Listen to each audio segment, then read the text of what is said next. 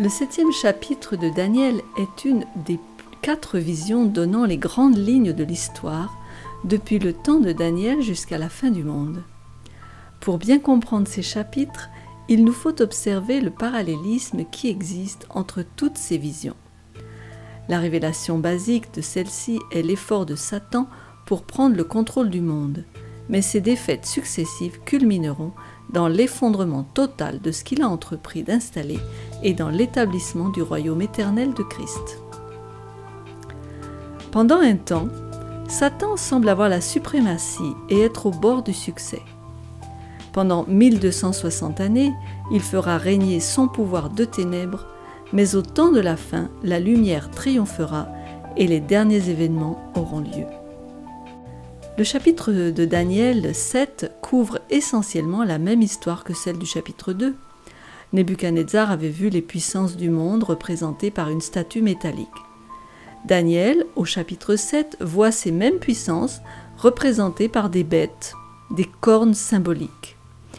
Il voit aussi des aspects de l'histoire en relation avec le peuple de Dieu. Si au chapitre 2, la prophétie présente les aspects politiques de l'histoire, au chapitre 7, elle se concentre sur le peuple de Dieu afin qu'il comprenne sa part dans le plan divin de tous les âges. Cette vue inspirée des événements est donnée dans le contexte du grand conflit entre Christ et Satan. Les efforts du grand ennemi des âmes pour détruire le peuple de Dieu sont dévoilés et la victoire finale de la vérité est assurée. Le chapitre 7 entame la section prophétique du livre de Daniel qui couvre les chapitres 7 à 12.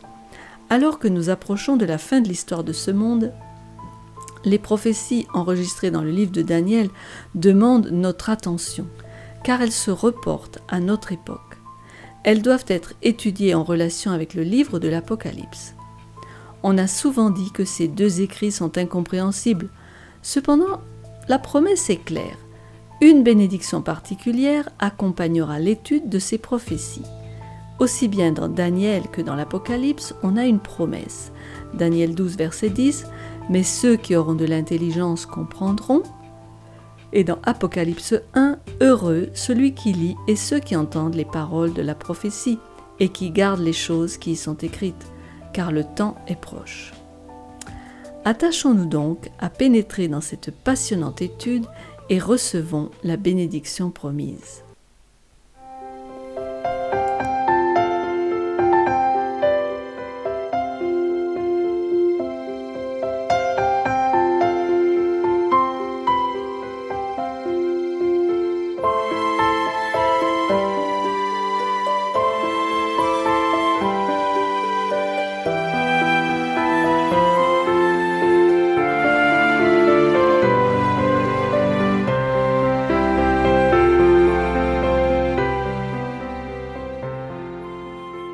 Daniel 7, de la mer déchaînée aux nuées du ciel.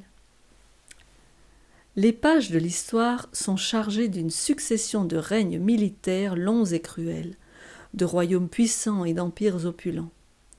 Le pouvoir fut rarement, si jamais, exercé avec bienveillance et bonté. Le mal commis par les humains est effarant. Il semble que notre seul désir soit de dominer sur les autres, de contrôler la conscience du plus grand nombre. Un chapitre de l'histoire du monde est particulièrement sombre. Il s'agit du Moyen-Âge, dont l'appellation anglaise « Dark Ages » reflète beaucoup mieux sa réalité, une période sombre, une période de recul et de grande souffrance. Pendant plus de 1000 ans, l'Église chrétienne universelle, qui ne ressemblait que très peu à l'Église inaugurée par Christ et les apôtres, tortura les corps et ruina les âmes de millions de victimes de sa tyrannie. Oui, avant elle, il y avait eu beaucoup d'empires voués au mal, cruels, et voulant l'être, rapaces, d'une horrible violence, mais ils ne prétendaient pas être les représentants du seul vrai Dieu, Yahvé. Là, au Moyen-Âge, l'horreur la plus terrifiante de l'histoire fondit sur le monde. Alors pourquoi le Moyen-Âge a-t-il été si sombre ? Parce que son chef proclamait être un ange de lumière. L'Église médiévale et sa papauté professaient être le gardien fidèle des âmes et le vrai représentant du caractère de Dieu, quand en réalité, Elle a mis en esclavage tous ceux qui ont cru à sa voix. Elle a présenté une image si dénaturée de Dieu que même les hommes et les femmes les plus lucides avaient de la difficulté à entrevoir sa bonté. Jamais le monde ne fut plus tourmenté que sous sa suprématie. On pense aux persécutions, à la superstition, à l'Inquisition. Alors pourquoi j'ai parlé du chef, l'ange de lumière? Parce qu'en fait, derrière cette église médiévale, eh bien, le chef, le directeur qui l'inspire, c'est Satan. Le chapitre 7 de Daniel a annoncé clairement ce triste épisode de l'histoire humaine des siècles avant sa manifestation. Avec une justesse et des détails incroyables, la révélation prophétique prédit la naissance et le long règne de l'Église médiévale catholique romaine, tout en dénonçant son caractère antichrétien. Mais il n'y a pas que de mauvaises nouvelles dans Daniel. Cet étonnant texte prophétique proclame également la chute de ce royaume des ténèbres et la réhabilitation du peuple opprimé de Dieu. Alors, commençons par le commencement. Daniel 7, verset 1. La première année de Belshazzar, roi de Babylone, Daniel eut un songe et des visions de son esprit pendant qu'il était sur sa couche. Ensuite, il écrivit le songe et raconta les principales choses. Selon les différentes chronologies, la première année de Belshazzar pourrait être 553 ou 551 avant Jésus-Christ.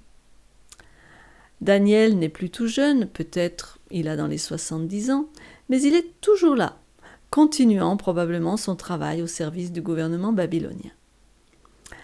J'aimerais faire remarquer que Daniel ne présente pas tout le texte de son livre dans un ordre chronologique strict. Les événements du chapitre 5 ont lieu après la vision de Daniel 7. Il a voulu assurer une continuité historique à sa narration, des chapitres 1 à 6, avant d'entamer la section prophétique de 7 à 12. Daniel étant un enfant de Dieu, un prophète de Dieu, il priait et étudiait depuis des années pour comprendre l'avenir d'Israël, son peuple. Dieu lui révéla l'avenir, et ce, même jusqu'à la fin du monde. Le temps était mûr pour le ciel de révéler son calendrier. Daniel 7 rapporte la première d'une série de visions qui révèlent les personnages et les événements clés de l'histoire du monde depuis l'époque de Daniel jusqu'à la fin des temps. Bien endormi, voici ce que Daniel a vu. Daniel 7, versets 2 et 3.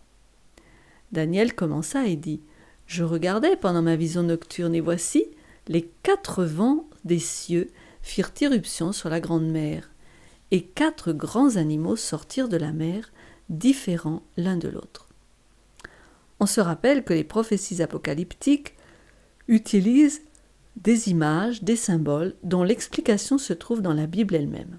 Alors prenons ces différents symboles. D'abord les 4 vents, de l'araméen ruach et de l'hébreu ruach, qui veut dire air, vent, respiration, esprit, l'esprit humain.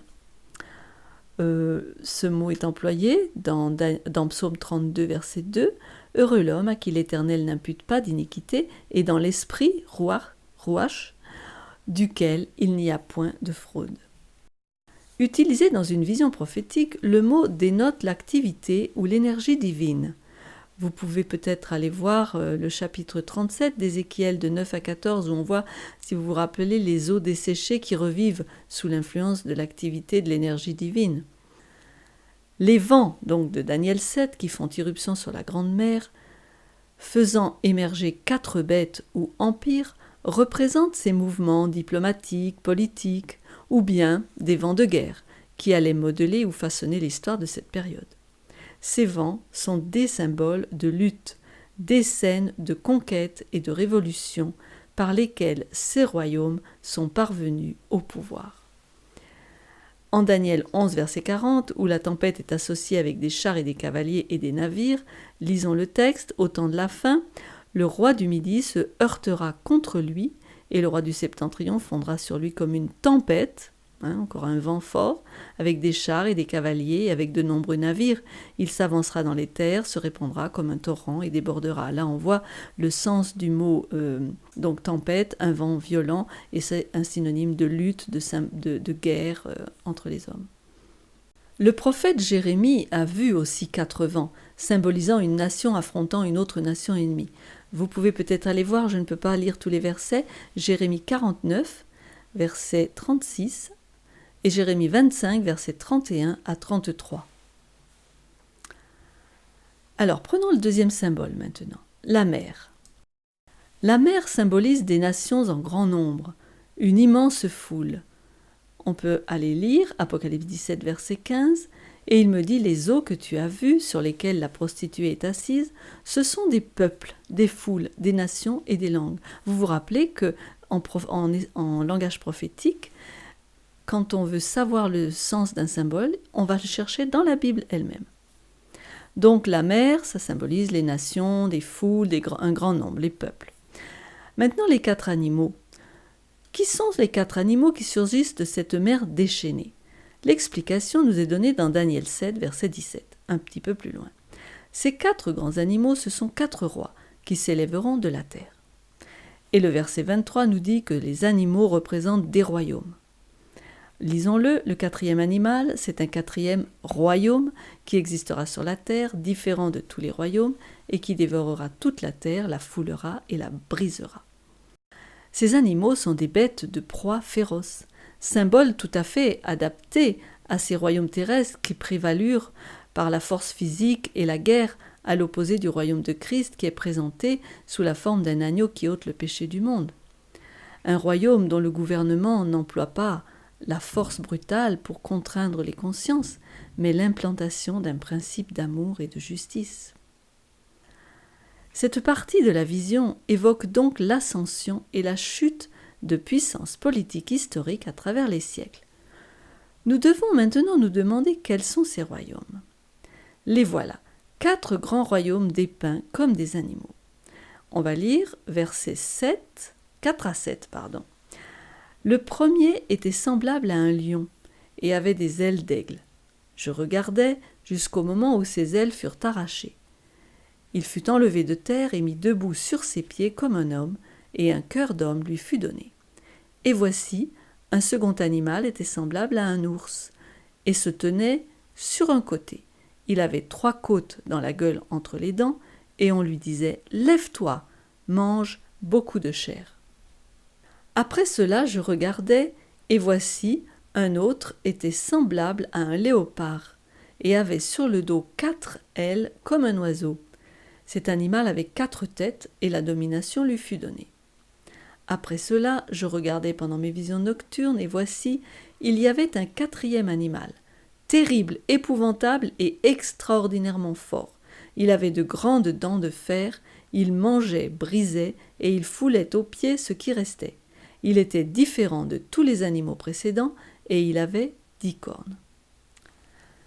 Il faut préciser que le royaume d'Israël, le beau royaume de David dirigé par Dieu, a perdu sa couronne et se trouve dispersé, prisonnier de Babylone. C'est là que l'on a trouvé Daniel et ses compagnons. Dieu a permis que la couronne enlevée d'Israël passe successivement au royaume terrestre que l'on va décrire maintenant.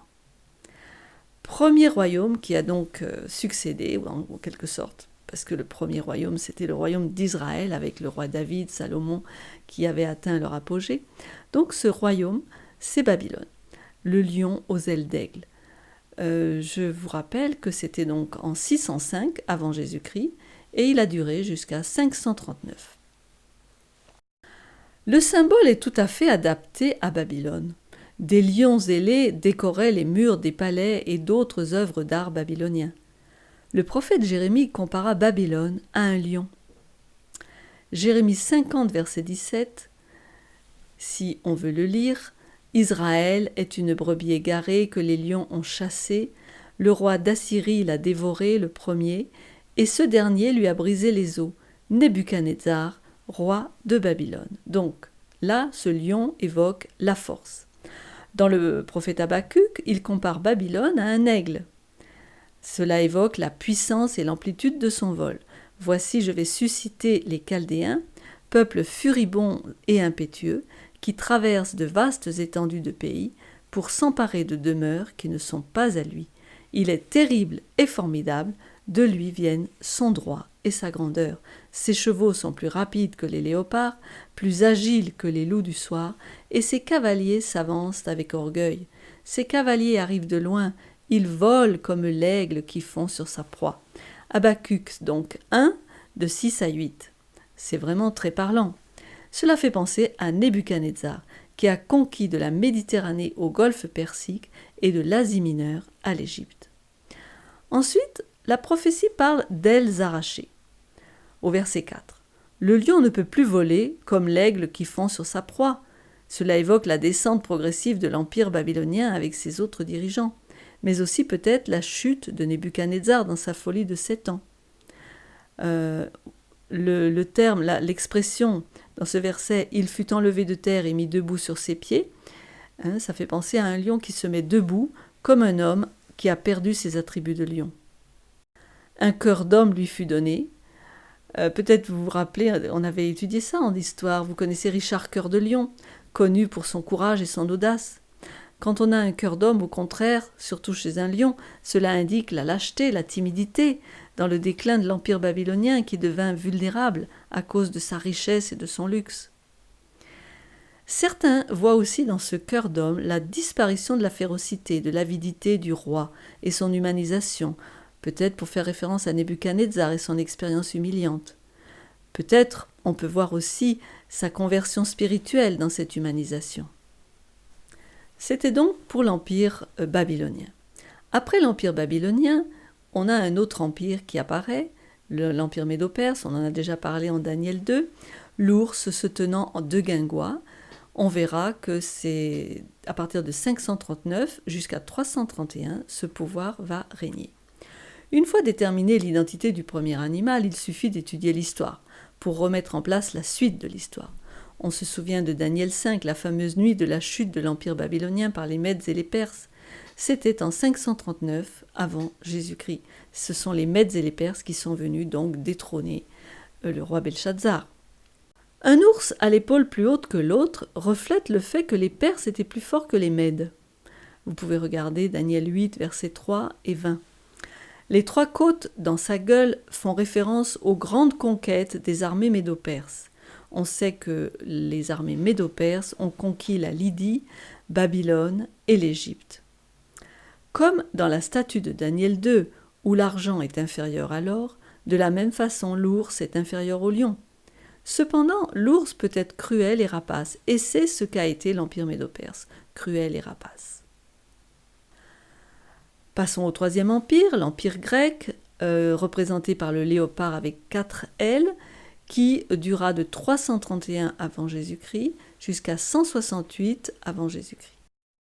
Après un règne de 200 ans, l'Empire médo-perse fit place à l'Empire gréco-macédonien, avec à sa tête Alexandre le Grand. Le léopard sied très bien à la puissance grecque, un animal féroce, carnivore, rapide et agile dans ses mouvements. Cependant, l'agilité naturelle de cette créature semble inadéquate à décrire la rapidité étonnante des conquêtes d'Alexandre. La vision symbolique ajoute des ailes, 4 exactement, pour dénoter la rapidité extraordinaire, la vitesse de l'éclair de ses conquêtes. En effet, en moins de 10 ans, cette prouesse militaire avait été accomplie. Mais la gloire d'Alexandre fut éphémère, puisqu'il mourut prématurément en 323 avant Jésus-Christ à l'âge de 32 ans. Et c'est ici qu'entrent en scène les 4 têtes.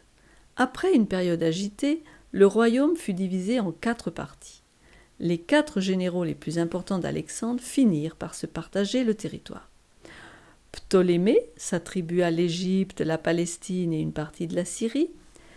Donc ça c'est le sud. Cassandre prit la Macédoine et la Grèce. Lysimaque reçut la Thrace et une grande partie de l'Asie mineure. Et Séleucos reçut une partie de l'Asie mineure, la partie nord de la Syrie et la Mésopotamie. Donc ça c'est au nord. Alors voyons le 4e animal. Ça c'est la bête épouvantable. Et ça correspond à l'Empire romain, je ne vous le cache pas tout de suite, on l'a déjà vu dans Daniel 2, on sait que ce qui a succédé à l'Empire grec, c'est l'Empire romain. De 168 avant Jésus-Christ à 476 après Jésus-Christ, donc une longue période. La vision de Daniel introduit donc un quatrième animal si terrible qu'il est indescriptible et ne trouve pas de parallèle dans le monde naturel. Il ne fait pas de doute que c'est le même royaume décrit par le fer dans la statue du chapitre 2. Contrairement aux animaux connus, il avait des dents de fer et 10 cornes. Il ne peut s'agir que de l'Empire romain païen avec sa main de fer et ses dents de fer qui symbolisent la cruauté impitoyable et la force invincible de Rome. Et cette grosse machine de guerre a fini par conquérir tout le territoire gagné par les Grecs qui allaient de la Méditerranée à l'Inde.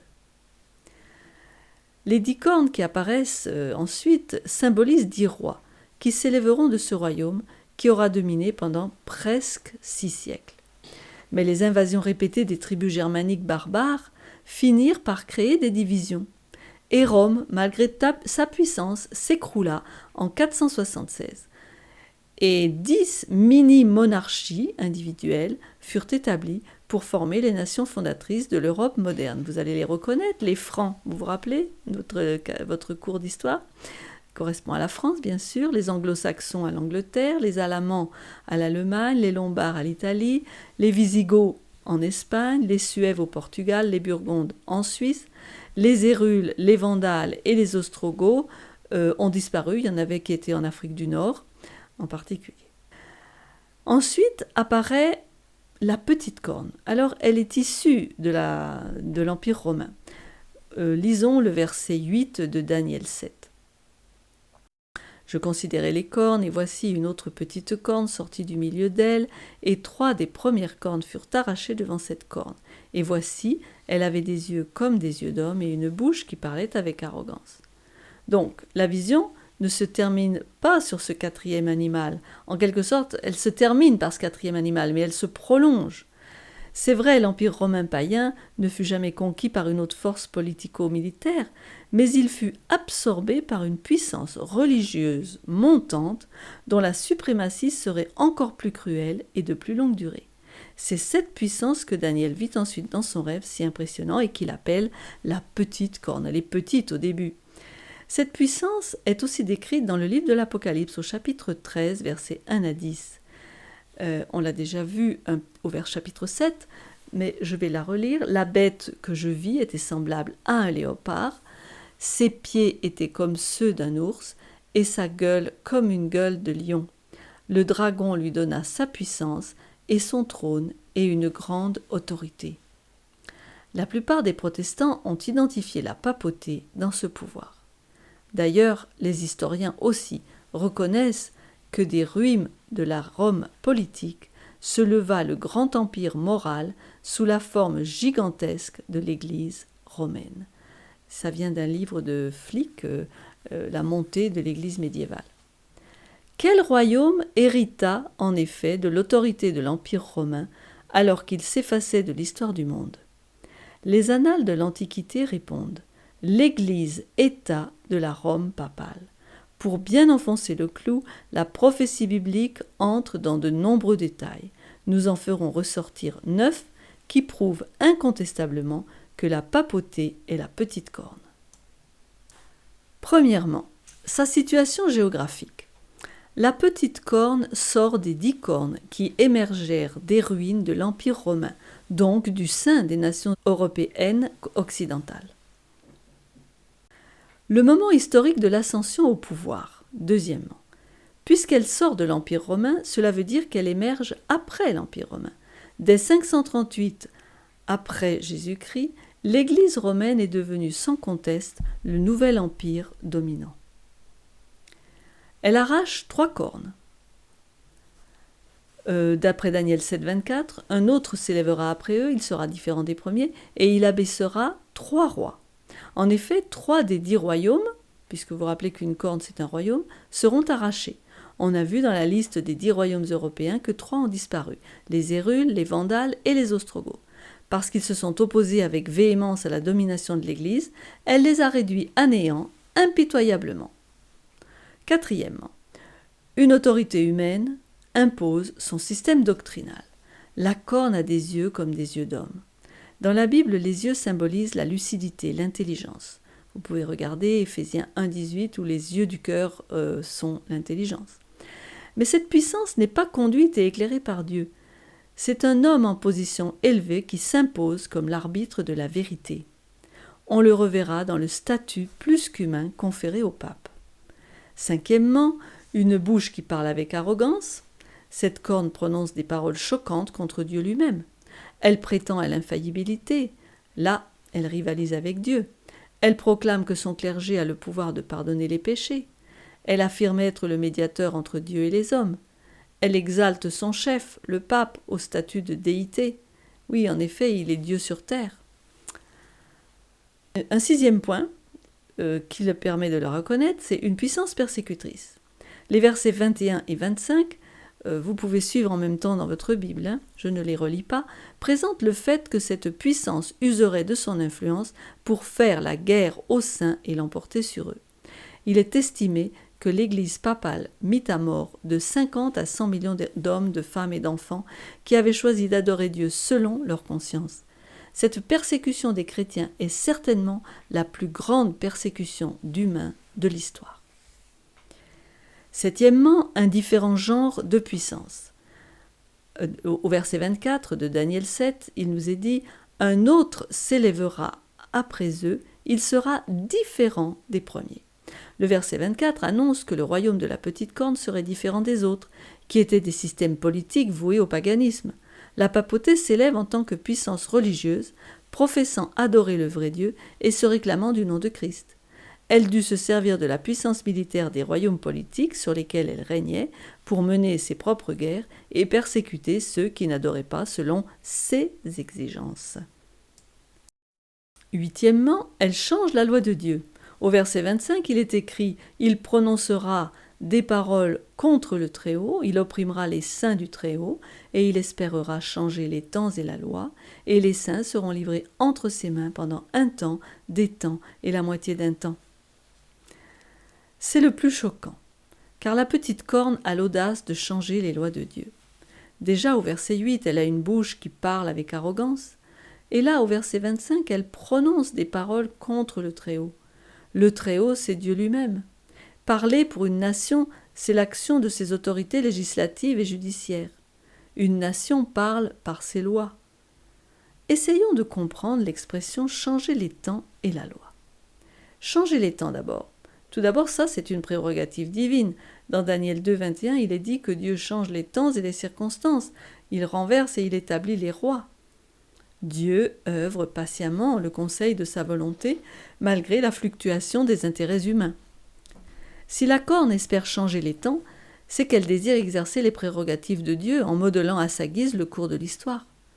Cela fait référence à toutes les fêtes catholiques instituées par l'Église, et non sur l'autorité de la parole de Dieu. Changer la loi, quant à cette expression, c'est certainement la loi divine qui est visée, car les lois humaines changent selon les autorités en place. L'histoire nous apprend que l'Église romaine s'est attaquée à 2 reprises à la loi divine, les 10 commandements. Premièrement, elle a dans son catéchisme retiré le 2e commandement, qui défend l'adoration des images et des statues, et le 10e commandement a été divisé en 2 pour garder le nombre 10. Et enfin, deuxièmement, le 2e changement à la loi de Dieu est la substitution de l'observation du sabbat du 4e commandement pour le dimanche. La Bible dit que le 7e jour est le sabbat de Dieu. Souviens-toi du jour du repos pour le sanctifier, tu travailleras 6 jours et tu feras tout ton ouvrage. Mais le 7e jour est le jour du repos de l'Éternel ton Dieu. Tu ne feras aucun ouvrage, ni toi, ni ton fils, ni ta fille, ni ton serviteur, ni ta servante, ni ton bétail, ni l'étranger qui est dans tes portes. Car en 6 jours l'Éternel a fait les cieux, la terre et la mer et tout ce qui est contenu, et il s'est reposé le 7e jour. C'est pourquoi l'Éternel a béni le jour du repos et l'a sanctifié. Si vous voulez en avoir plus de renseignements, vous pouvez voir la vidéo sur les 10 vérités bibliques sur le sabbat. Non, Dieu ne veut pas changer sa loi.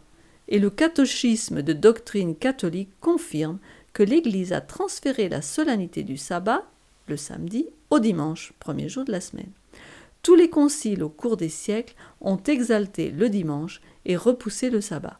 Et maintenant, tous les chrétiens pensent que le dimanche est le jour de repos fixé par Dieu. Et la 9e caractéristique concerne les 1260 jours-années de sa domination. La dernière caractéristique de la petite corne, donc, c'est la période durant laquelle elle allait exercer son pouvoir sur le peuple de Dieu. Cela nous est donné dans le verset 25. « Et les saints seront livrés entre ses mains pendant un temps, des temps et la moitié d'un temps. » Que veut dire cette expression énigmatique? Qu'est-ce qu'un temps? C'est le mot « idan » en hébreu, qui apparaît aussi en Daniel 4, 16, 23, 25, 32, où le roi Nebuchadnezzar resta dans sa maladie mentale pendant 7 temps ou 7 ans. Et d'ailleurs, ça a été confirmé par l'archéologie. On peut le traduire par temps ou année. Donc cette période de 1 temps, des ou 2 temps, tous les érudits s'accordent pour 2 temps ou années, et pélag, la moitié d'un temps, c'est-à-dire 6 mois, équivaut à 3 ans et demi, 1260 jours. Dans l'Apocalypse, cette période est mentionnée en Apocalypse 12, 14 et 6. On nous parle de 1260 jours ou années. En Apocalypse 11, 2 et 3, on parle de 42 mois de 30 jours, ce qui fait encore 1260 jours. Une année prophétique est égale à 360 jours, 12 fois 30, 1260 jours. Nous devons cependant faire un pas de plus pour préciser ce symbolisme. Dans la prophétie biblique, un jour correspond à une année. Le Seigneur avait dit à Ézéchiel, et c'est là qu'on trouve ce principe, « Quand tu auras achevé ces jours, couche-toi sur le côté droit, et tu porteras l'iniquité de la maison de Juda pendant 40 jours. Je t'impose un jour pour chaque année. » Donc cette expression-là, c'est ce qui nous permet de dire que c'est 1260 jours sur le plan prophétique, c'est 1260 années. Et vous allez voir que l'histoire le confirme de manière tellement admirable que vous ne pourrez pas en douter. Ainsi, la petite corne de Daniel 7, l'Église papale devait régner 1260 années, et remarquablement, l'Église catholique romaine a possédé une autorité politique et religieuse invincible pendant 1260 années. Pas une de plus, pas une de moins, de 538 après Jésus-Christ jusqu'à 1798 après Jésus-Christ. Avant la première date, 3 tribus aryennes, les Hérules, les Vandales et les Ostrogoths, faisaient obstacle à la suprématie papale. Mais elles furent arrachées une par une, les Hérules en 493, les Vandales en 534 et les Ostrogoths en 538. Ainsi, l'année 538 marque le départ de la période des 1260 années de Daniel. Si on ajoute 1260 à 538, on arrive à 1798 après Jésus-Christ. Et que s'est-il passé? Ou s'est-il passé quelque chose à cette date? Oui, un coup mortel fut porté à la suprématie papale. Le général français Berthier, sous le commandement de Napoléon, appréhenda le pape et déclara que le règne de l'Église était terminé. C'est sur ces paroles que je vais terminer mon étude. Nous examinerons la prochaine fois une prophétie du livre de l'Apocalypse qui prédit pour le temps de la fin le rétablissement de l'Église papale. Et je n'ai pas terminé mon chapitre 7, mais rendez-vous donc à la prochaine semaine.